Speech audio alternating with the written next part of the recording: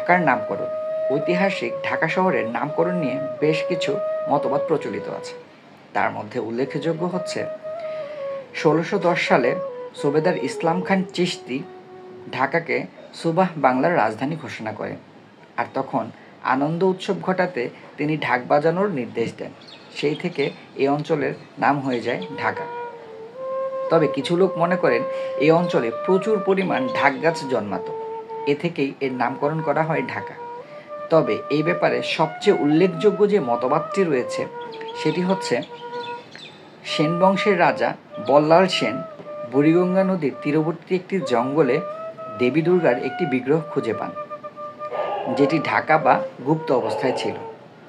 আর সেখানে তিনি একটি মন্দির স্থাপন করেন, যার নাম দেওয়া হয় ঢাকেশ্বরী। আর সেখান থেকেই এই শহরের নামকরণ করা হয় ঢাকা। কোন মতবাদটি আপনার কাছে বেশি গ্রহণযোগ্য বলে মনে হয় জানাতে পারেন কমেন্ট সেকশনে। ধন্যবাদ।